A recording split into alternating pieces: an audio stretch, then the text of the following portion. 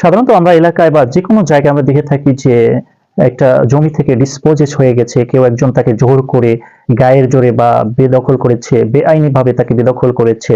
সে আইনত যিনি হচ্ছে দখলে ছিলেন, তিনি লাস্ট 2 মান্থ ধরে, মানে হচ্ছে 2 মাস ধরে উনি দখলে ছিল, কিন্তু তাকে হচ্ছে গায়ের জোরে জোর করে তাকে বেদখল করেছে।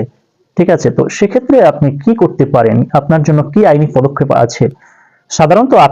আমরা সাধারণত আইনের আশ্রয় লাস্ট পর্যায়ে নিয়ে থাকি। তো আপনি প্রথমে যেটা করতে পারেন, আপনার এলাকায় যিনি চেয়ারম্যান বা মেম্বার আছে তাদেরকে জানাতে পারেন যে আমাকে জোর করে বেদখল করা হয়েছে জমি থেকে।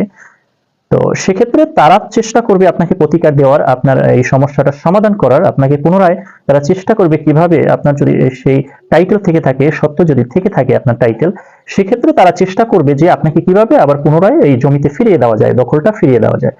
তো যখনই আমরা কখন আইনের আশ্রয় নিই, যখন মেম্বার, চেয়ারম্যান, তারপরে যারা পাড়া প্রতিবেশী, যারা